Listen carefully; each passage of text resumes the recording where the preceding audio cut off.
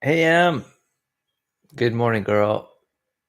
Today is the 7th of May, 2019. And I'm looking forward to getting my braces removed today. And the countdown has begun. In fact, my appointment this morning is at 9 o'clock a.m. And it's about 7 o'clock a.m. right now. So I basically have just less than 2 hours before my braces come off. So totally excited about that. I've got so much metal here in my mouth right now. It's kind of curious. I wonder what kind of metal these braces are made out of. It's interesting. I haven't done much research on it. I wonder what they use. Anyway, I hope you're doing well this morning. I'm kind of curious about when you're scheduled to get your braces off. My guess is that you don't necessarily know, because I think it's a judgment call. Really, it's not. I don't think there's really much of an objective standard here.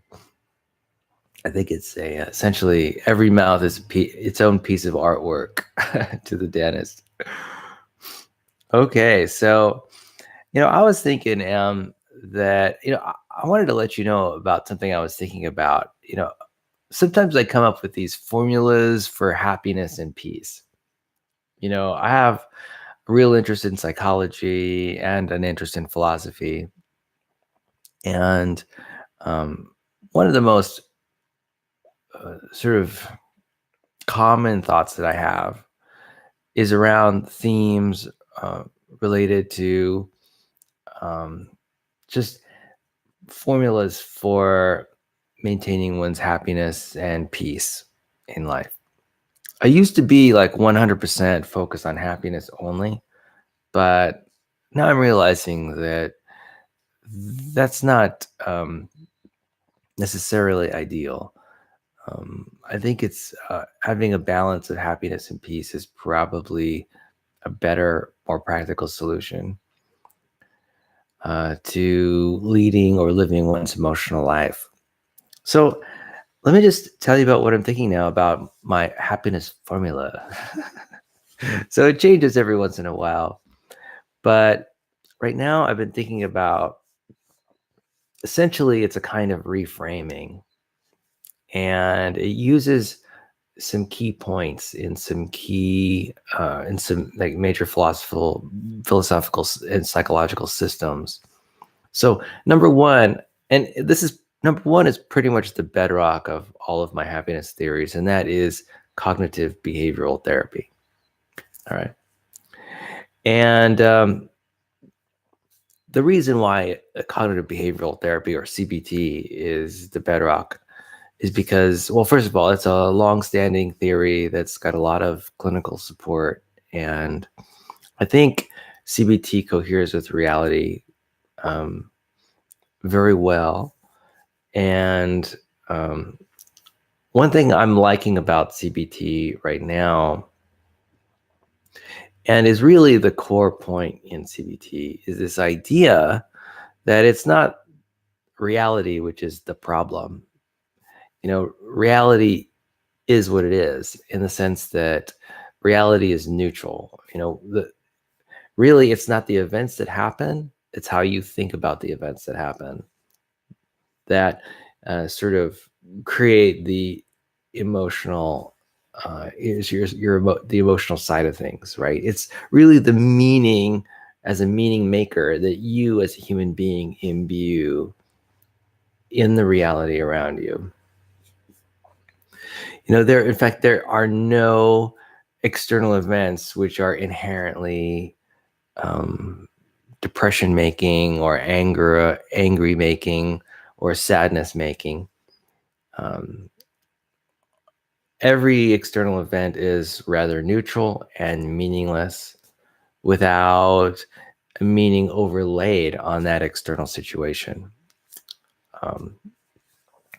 And human beings we create meaning by making judgments, making statements of fact or what we think is true.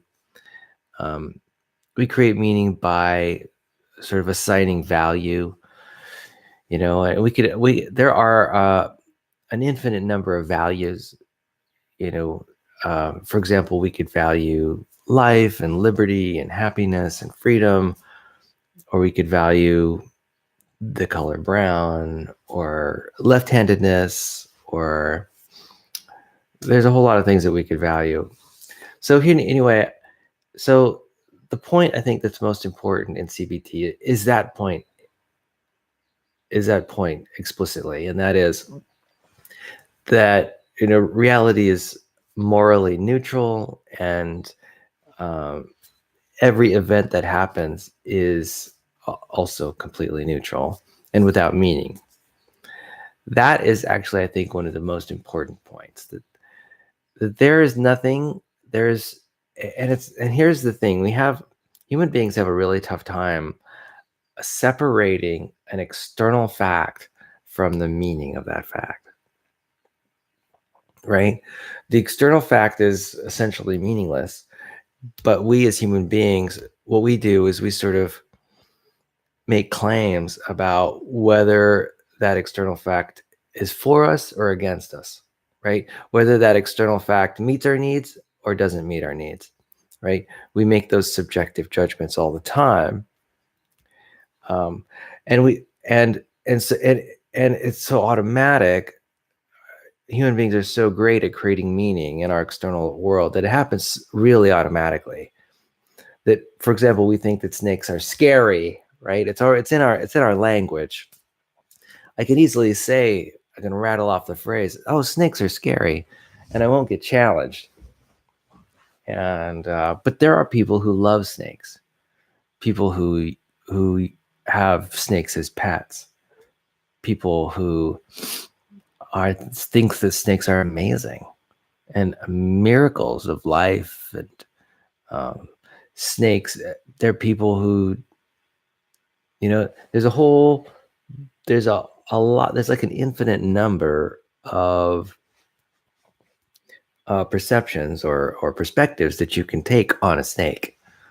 And if you are thinking well, and that is you have flexibility of managing your perspective, of seeing a single situation from lots of different perspectives, which in my view, I think is a good indicator of mental health. If you can do that, then you can see that a snake can have all sorts of traits. Just any generalized snake, a person can see beauty and majesty and sort of amazingness in snakes. A person can also see, believe it or not, they'll be able to empathize. People can empathize with snakes. So anyway, snakes aren't scary, just as spiders aren't scary. There are people who are afraid of spiders. They're called arachnophobes. And but not everyone's afraid of spiders. I'm not afraid of spiders. So in my mind, it doesn't make any sense to say that snakes are scary. So anyway, I'm just trying to illustrate a point. And my point is that it's hard to separate the meaning from a neutral external event. And anyway, so that is very much a part of my formula for happiness. Really, it's about how you think about something, right? And that comes from CBT. And prior to CBT, it was rational emotive behavioral therapy, a point in that therapy. And prior to that, it was in Stoicism, which is an ancient philosophical theory. So anyway, there's a history of that idea. That's one aspect of my theory of happiness. There's another aspect of my theory of happiness, and that relates to something called appreciative inquiry, which is just like a communication focused practice. And appreciative inquiry has a few ideas surrounding this idea that there's like four kinds of statements. All right, there are what are called generative statements that are essentially open questions you ask yourself about positive things happening. This summary is not going to be a very good summary, but there's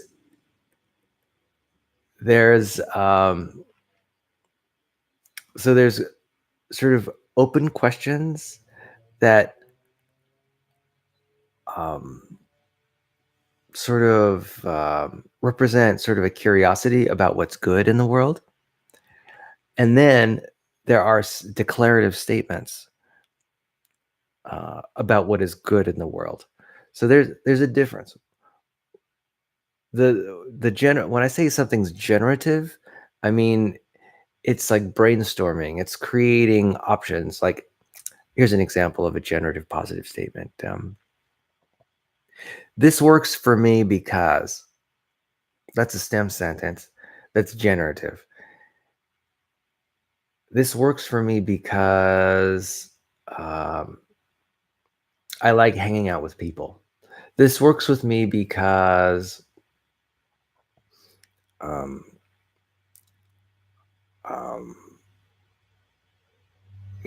I enjoy good times. This works for me because I like to pay attention to time. So anyway, those generative positive open questions sort of generate lots of answers, and that's why it's called generative. And then there are open statements like pears are good. Pears taste good would be a good example of it.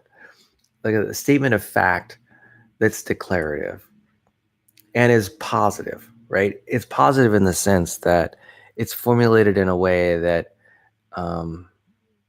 describes how a certain thing meets your needs or is beneficial to you, to someone else, or to the world. It doesn't matter. So these are two kinds of statements. Then there are critical statements. These are somewhat negative in the sense that you're finding out what the problems are. And this is also generative. It's an open negative statement. And it might be the thing that's wrong with this situation is, and it's generative because it's inviting lots of different answers. And this is actually what's called a critical question. So, and then there's declarative negative statements about how things are bad, like this person is a bad dude, or that was a terrible movie, right? These are what are called destructive statements. Anyway, I invite you to read the book on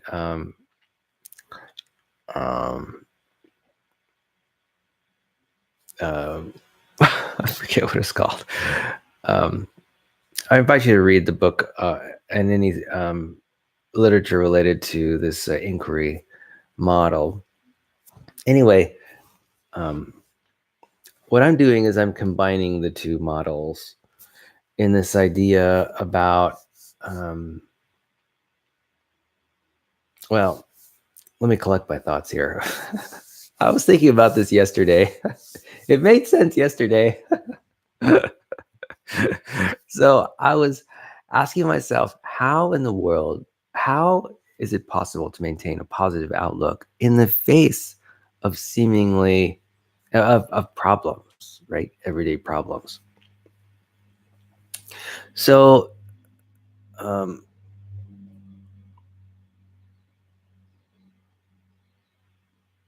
so what I came up with was this idea that it's really important to sort of continuously describe how things, as a meaning maker, it's important for us to continually describe how things are working for us, how things are working for me, how things are working for you, how things are working for the world, and to hold these meanings in our mind continuously.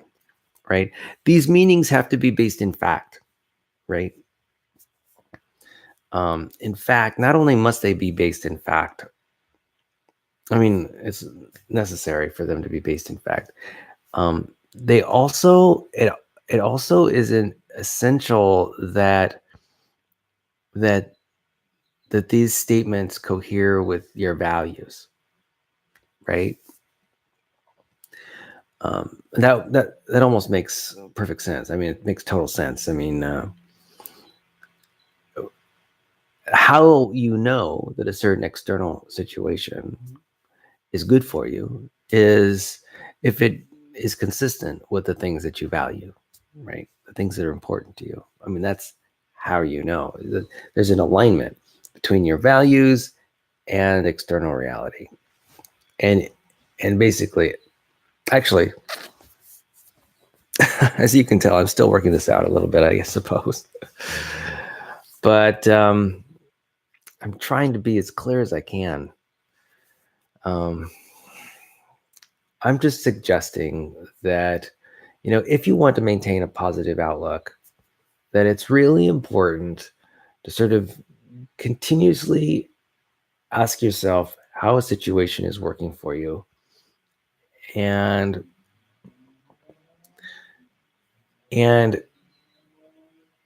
sort of make that a habit where you are habitually finding ways about how a situation works.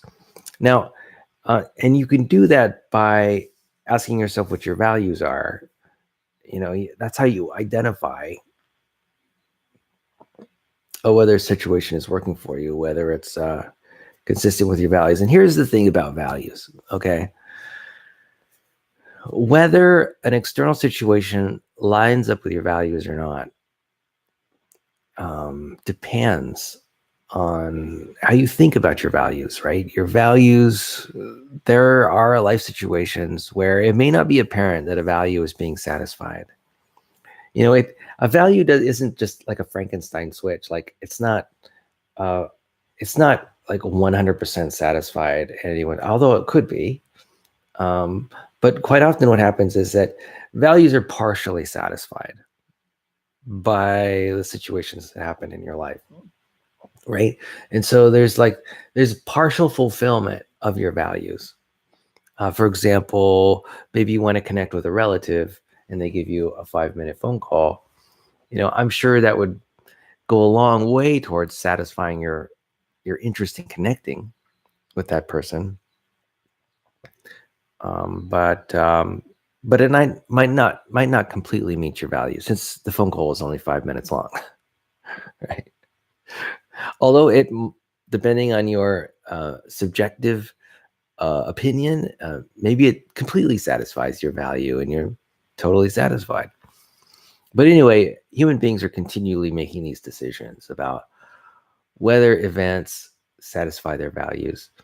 And I think human beings sort of mistakenly, I think we tend to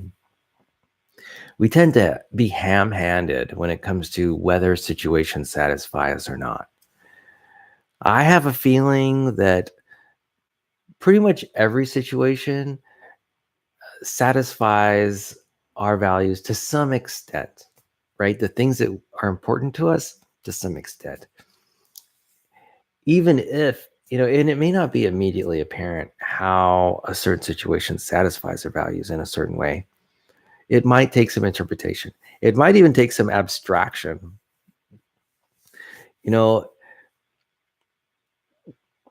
There are, let's say, when it comes to connecting with someone, there are a lot of ways to connect with someone, right?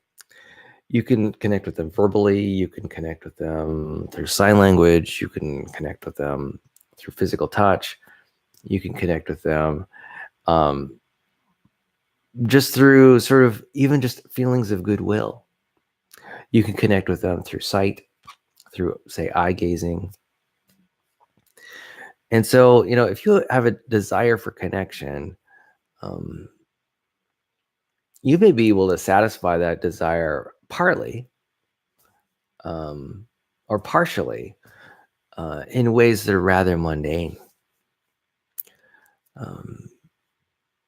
Yeah. And I think it's really important that you give yourself credit for satisfying your values partially. I think it's important to acknowledge that. And I think, unfortunately, a lot of people don't give themselves credit for small successes that they have throughout the day. I think there's a tendency for people to sort of want to have complete victory before they declare victory, right? That they declare that a value has been satisfied. My suggestion is that most events in the world can pretty much satisfy partially nearly all of the values that you are aiming to conserve. So getting back to my theory of happiness here. So my theory of happiness has a few elements. You know what? Now that I think about it, I wrote down my theory of happiness. I'm not just pulling it out of my mind. Here we go. These notes will be quite helpful in helping me describe it. Aha! Okay. I even wrote down 4 rules of thinking positively. Here we go. So the first rule: all external events are neutral and have no inherent value or valence or moral value.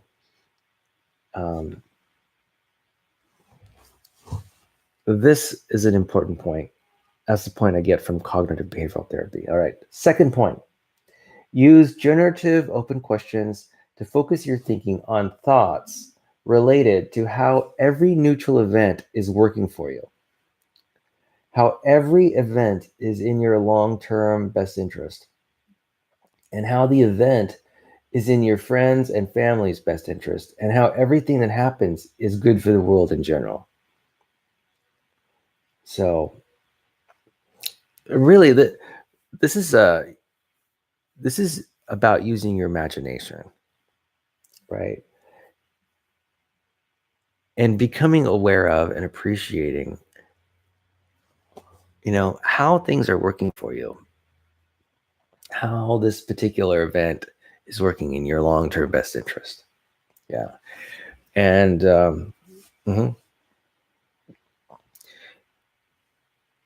And you sort of have to sort of bring all of your values into view and really think about each value in turn and think about how that value is being satisfied by the present moment.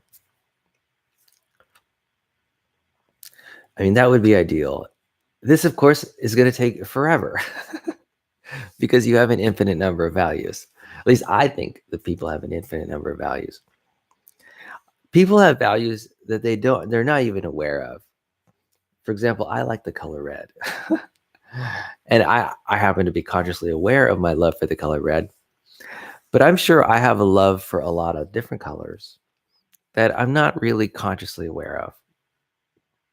Like I probably have a love for the color lime green, but I'm not, it's not sort of an explicit love. I've probably never told anyone that I love lime green. I probably have never even acknowledged to myself my love for lime green, that color. But I can tell you definitively that I do love the color lime green. I do love it. And I think right now, this moment is the very first time I've expressed my love for lime green. So people have values. Also, people can be mistaken about their values. Absolutely. So anyway, that's probably another point altogether. But so let's move on to more of my happiness theory.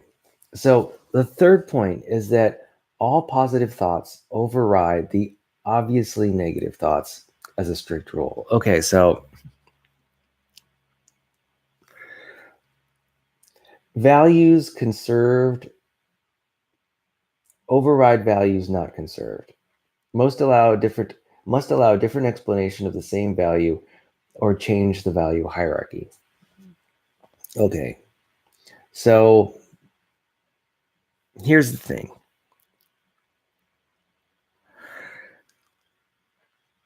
what I'm trying to express by saying that the positive values override the negative values is this idea. I mean, if I wonder, do you remember the Crocodile Hunter?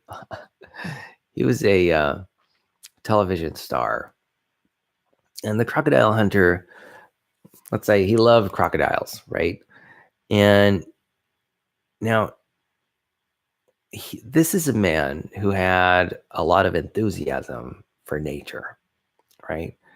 And he was able to see the beauty in a crocodile, right? He learned about crocodiles.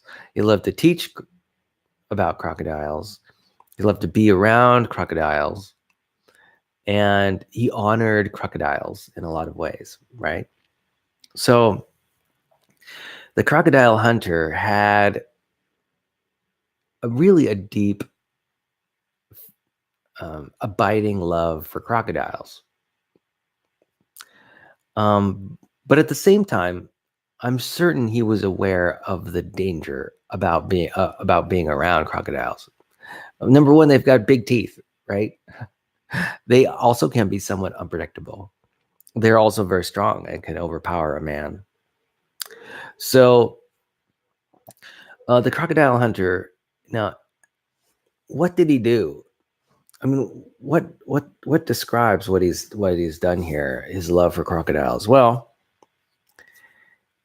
he basically allowed his enjoyment of the crocodile to override his fear of the crocodile, right? Now, I'm certain he had fear of the crocodile, right? To some extent, he was afraid of crocodiles. We all are as human beings, pretty much, for reasons that are sort of biological, but because essentially the general unpredictability of the crocodile, right? So, but what the crocodile did was his enjoyment of the crocodile overrode his fear, and that actually happens as a rule for the Crocodile Hunter when it came to crocodiles or snakes or stingrays or sharks. As a rule, the Crocodile Hunter used the same rule over every time. His enjoyment of the animal overrode his reasonable fear of the animals that he was spending time around. This makes total sense. Now he acknowledged, I mean, he did not ignore the facts, right? These disturbing facts about about how crocodiles could kill him or stingrays could kill him. I mean, he did not ignore these facts. These facts were, in fact, on the forefront of his mind, no doubt, as he would handle these animals. But the important point is that he took calculated risks based on his skill levels and his experience. And he, the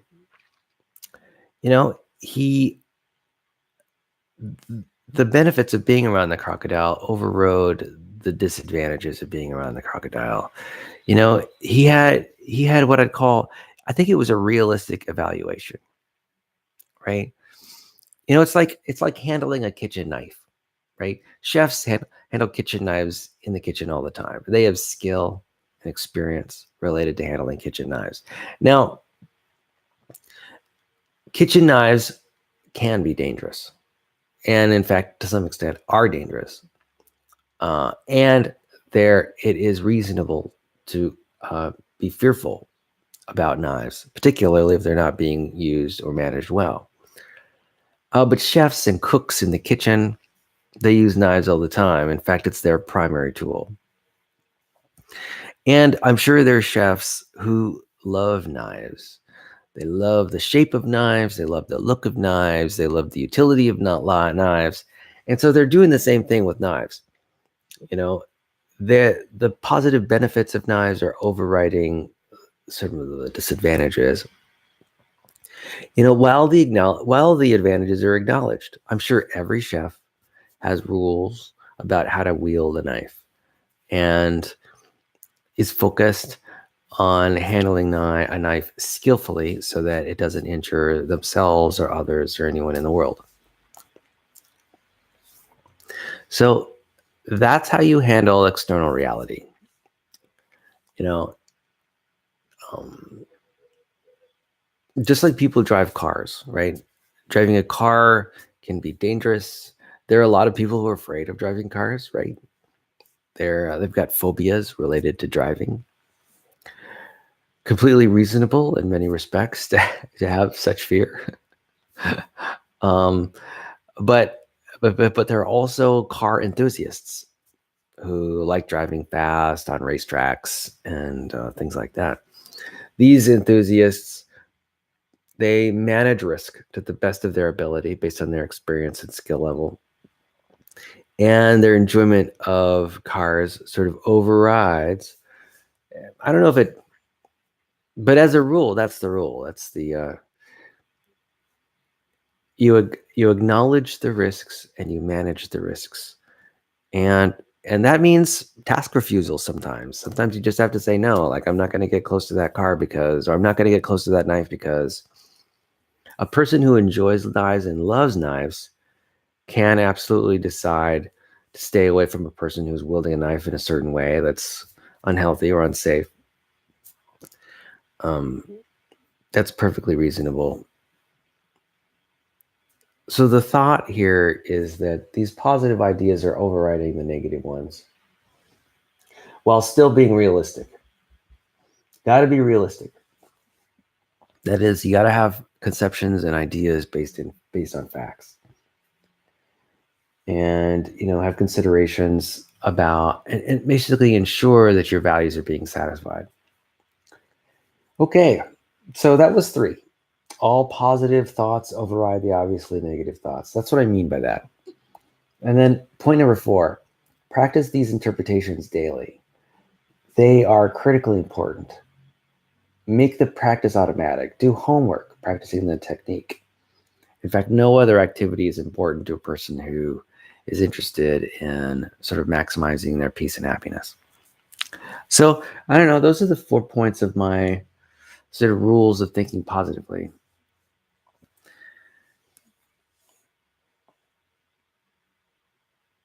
I think that is what is required to sort of living a life of happiness in the face of external events, which sort of on the face of it sometimes appear to be not a good thing.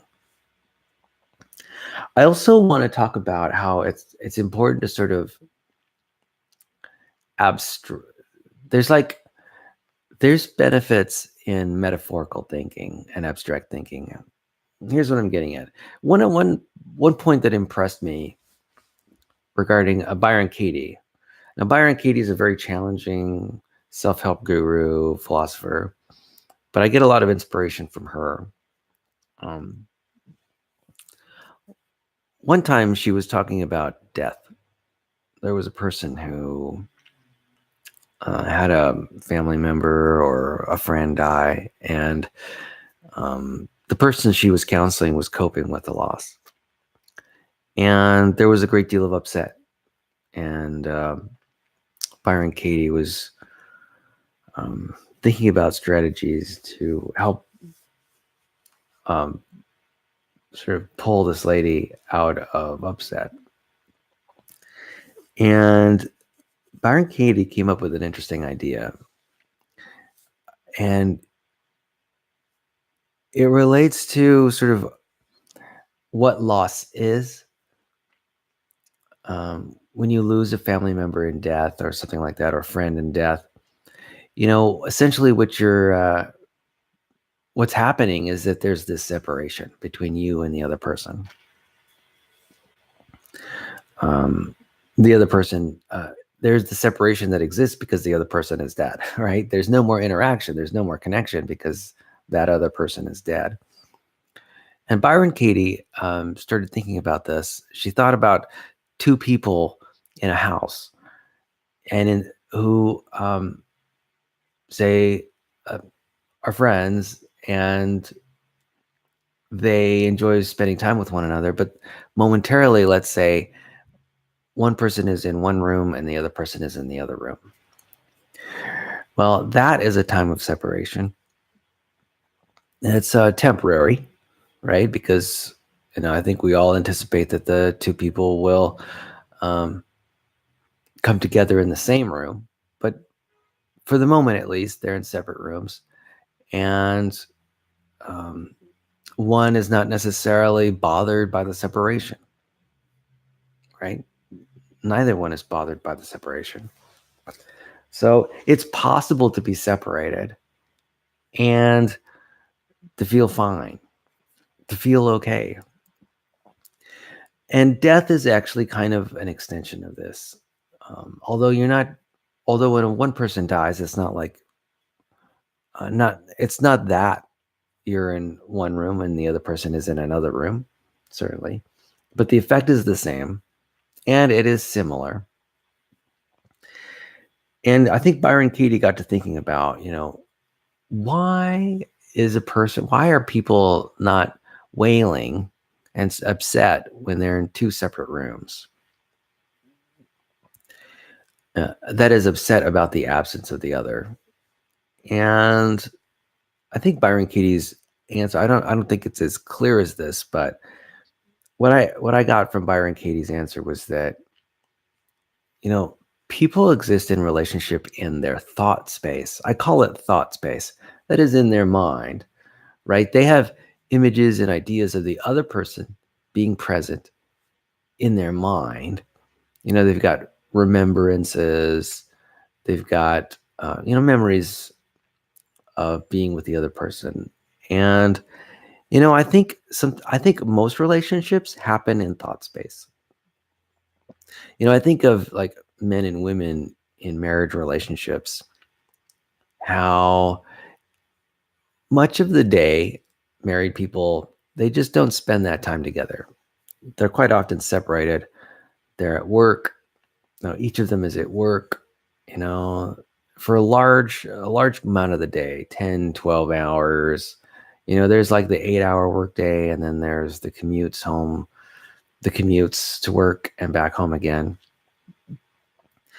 So how do people endure being without their mates most of the daytime, most of the working day? And they do it because their relationships, they can do it because their relationships exist in this thought space. Anyway, I like this idea of the thought space. And what it essentially means is that your relationship need never die along with the person, because the relationship, in a way, is always in your mind. It's always in your thought space. No, it might not make sense.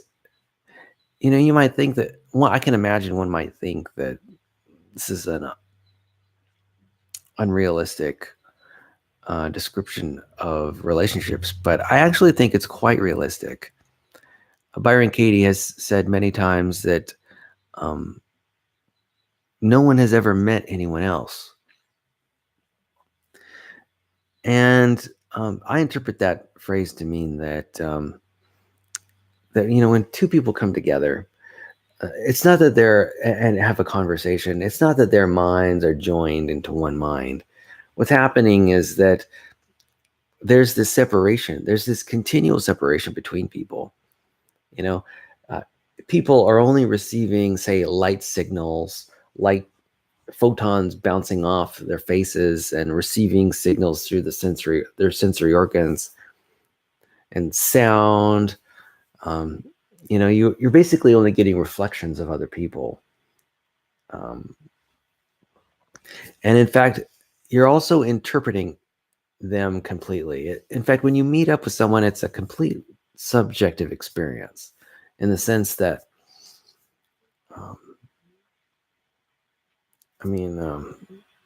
you're always making interpretations about how the other person is doing and how they're feeling, because you can never know, because you're separated. Their mind is encapsulated or enclosed in a skull. My mind is enclosed in a skull, and those bony skulls prevent a meeting of the minds. They prevent joining of consciousness. So there's always this inherent separation. And the only avenues to knowing about someone is through the senses: touch, hearing, taste, sound, sight.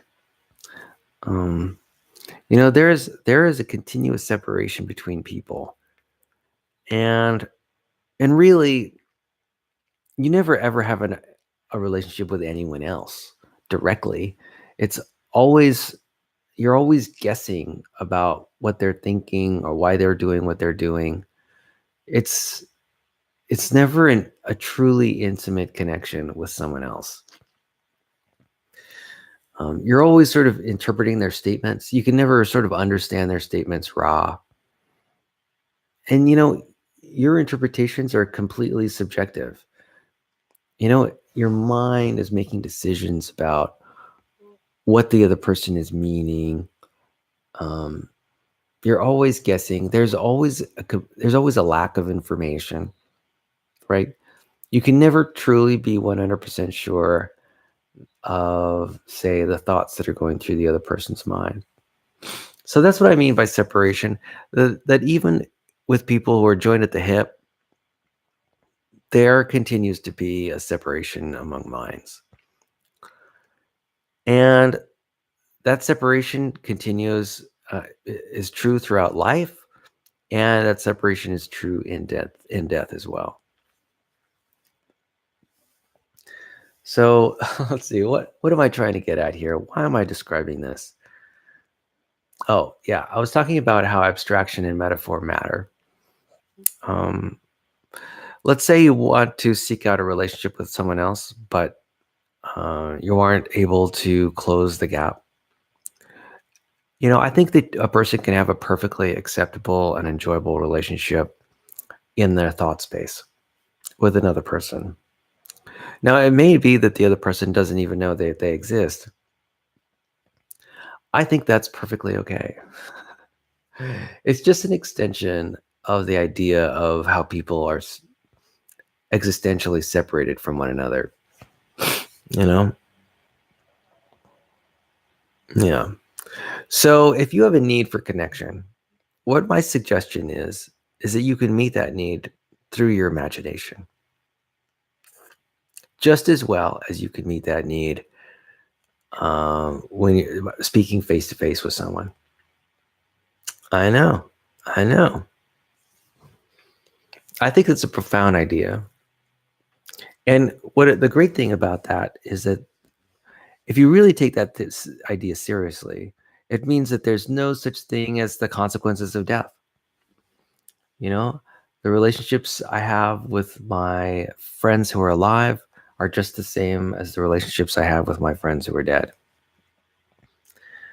I think that they can, and what I mean by that is that both of those relationships, my relationships with alive and dead people, so long that they can both satisfy my values for connection. It seems like an odd thing to say, just because our culture is not necessarily amenable to that idea, and it's certainly not that ghosts exist or anything like that. I'm talking completely from a philosophical and psychological perspective. I'm talking completely from a perspective of satisfying needs, wants, desires, and wishes. And I'm also describing just the reality of separation and how it exists in the world, even when you're tied to the hip of your romantic or platonic partner. Yeah. It really boils down to this subjective nature of whether values are satisfied or not. It's actually us who make decisions about whether value is satisfied or not. And so one logical question to ask is, how do we know a value is satisfied? Well, the fact is it's an abstract judgment. It's a subjective judgment. there's a point that's reached that says, hey, this value has been satisfied. How it happens, precisely how it happens, I'm not sure how it happens. Like, for example, I'm not thirsty right now, so I suspect that my need for water has been satisfied. So on a scale from 1 to 10, since I'm not thirsty, I can say that my need for water is satisfied 100%. Absolutely. Now, is that true? Well, it may not be true. I could possibly be dehydrated at the moment, and I could definitely be mistaken about my levels of hydration. But I don't know. From a subjective evaluation standpoint, my perspective is currently that I'm not thirsty. Anyway, isn't it interesting how I go on these? I mean, this isn't a tangent. This is actually a very focused conversation. I think this theory of happiness is a good one. All external events are neutral. Point number 1, all external events are neutral. Point number 2, every neutral event is working for you in some way. You just have to sort of figure out how every neutral event is working for you. And then, what you want to do is you want to maximize your understanding of how events are working for you and minimize the importance of how events are not working for you. To some extent, every event is not working for you as well. Right? I mean, it's true. There are an infinite number of values. And when it comes to, say, the graduations of meeting those values, it is a continuous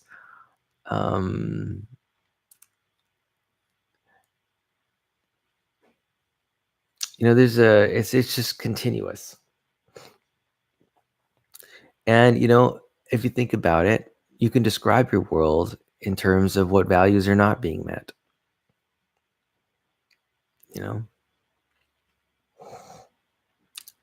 And it's up to you to make that choice, right? You can frame your life around values or you can describe your life around values that are being met, or describe your life around values that are not being met. I think of like the news, like the nightly news, right? Here's a recounting, a summarizing of the world's daily losses. That's what the nightly news is about. How things are not, how the world is not meeting our expectations right now, and why you ought to know, right? I mean, there's something inherently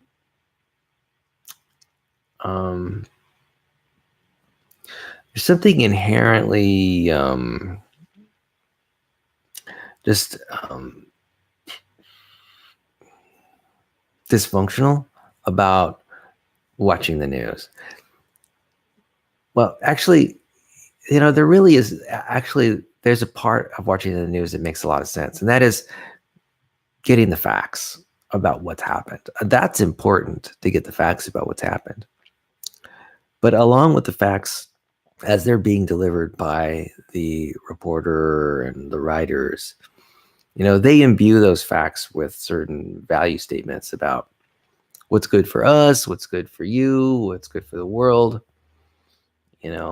We're getting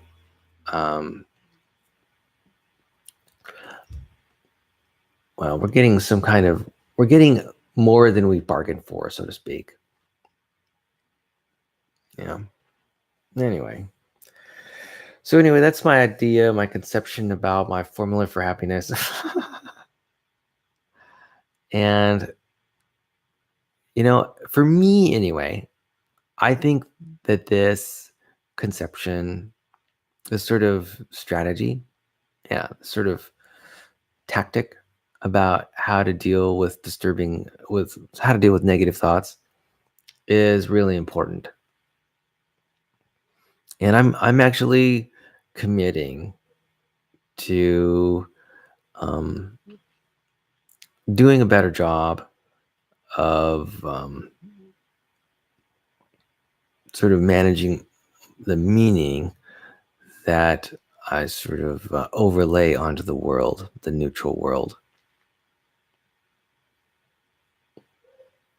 Yeah. And, I think one of the most important ideas that I had is that, values can be met indirectly. They don't necessarily have to be met directly. Values can be met indirectly. In a way, it could be said that life is satisfying through indirect means. For example, sometimes I give myself credit for living an amazing life. And that credit is justified, certainly. Though, how I make that evaluation is somewhat indirect, right? It's somewhat indirect. In a way, it almost seems to be a statement that comes out of nowhere, out of the blue, right? I take a sampling of my environment and how things are going, and based on the fact that I'm not experiencing pain right now, or whether it's emotional or physical pain, then I make the evaluation that I live an amazing life. In a way, it could be described as an overgeneralization. And, that's okay. Anyway, so believe it or not, the title of this video does have a title. And I have, the title was, what was my biggest purchase? Okay, I'll tell you right now. The biggest purchase that I've ever made is, Emily, our house on 289A Burton Mesa Boulevard. Really, it was a condo. It was a 3-bedroom condo. At the time, Sheila and I purchased it for $295,000, which was actually a lot of money. Neither Sheila or me own that house anymore. It got sold after the divorce. Thankfully, I was really happy to sort of offload that asset, because it's kind of expensive to keep up. Anyway, what I mean by keeping up, I mean keeping up paying the mortgage payments. That was the most expensive thing I've ever bought. I'm really glad I don't own that. Even if the value of that home has appreciated over the years, I still think it was an unwise choice. I get wary of any purchasing decisions that are above, say, my annual income, my annual salary. Any purchase that is larger than the amount of money that I can make in a year, to me seems like a really large purchase. And I don't particularly like to make purchases that are that large, because all it means is that I'll be paying a lot of interest in order to purchase that item. So that was the largest purchase. And that's really the place where, Emily, you spent your childhood, the first 6 years of your life. Actually, we were in a different place. We were for the first, what I'd call 2.5 years of your life, we lived at a 1-bedroom condo on 204 Village Circle, which I still own. That 1-bedroom condo still exists, and that was my second largest purchase. And then I remember, I guess when you were 2 years old or something like that, we moved into the larger house. Now that I think about it, we may have we may have lived in that house less than a year before we moved into the big house at 289A. Yeah, that's a real possibility. I'll have to go over my memories with that to get a little more accuracy out of that. Anyway, Em, I want to thank you for appreciate it. Thank you, Em. A little pet there on the head. Thank you for enduring my conversation about this happiness formula that I've got. It's kind of funny. I've got the sense that I'm not pulling together the elements very well.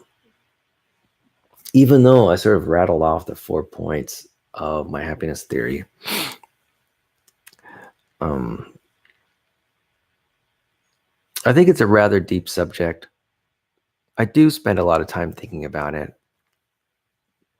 There are a lot of subtle notions that I passed over and didn't talk about while I was talking about it. I'm also sorry that I'm not able to talk about this happiness theory with language that is more accurate.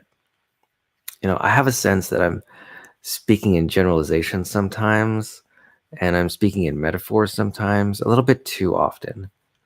I really wish I could get a stronger handle, more detail on this happiness theory I've got and do a better job of explaining it. Maybe I'll explain it again one of these days. But I think that's what happiness is. It's really about interpreting life's events in ways that are meeting your values, meeting your needs, wants, desires, and wishes. And it's, being happy is sort of about being aware of that.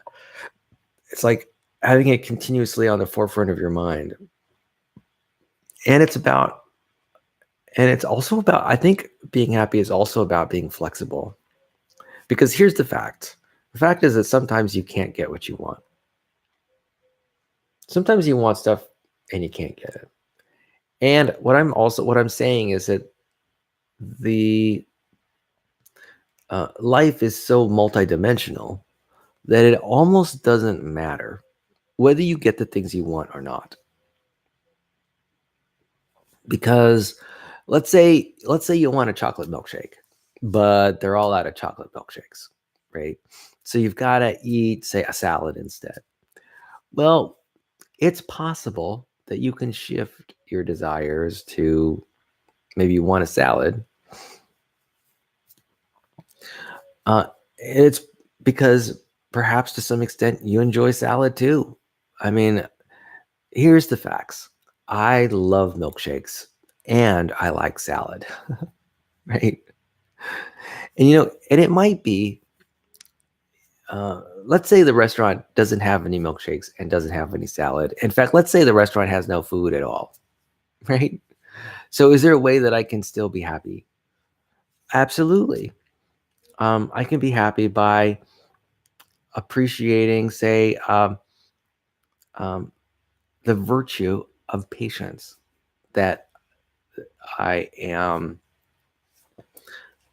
exercising right now. Let's say, or not only not just patience, but perhaps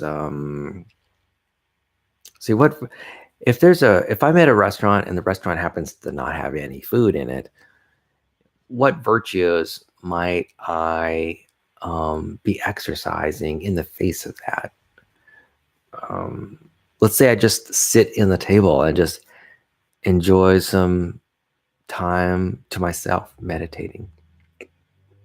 It might be, I might, there are values that I am meeting even when I'm in a restaurant with no food. There are plenty of values that I can be meeting. And in fact, there are things that I can learn. I mean, the fact that you learn that there's no food at this restaurant, that could be something worth celebrating. Like, oh, I learned something new. Maybe if I find out why, that could serve me in the short term and the long term. Maybe I find out that, I don't know, this restaurant chain went out of business last week. That's good information, right? I can use that information to serve me in the long term. I can celebrate receiving that information and getting to know it.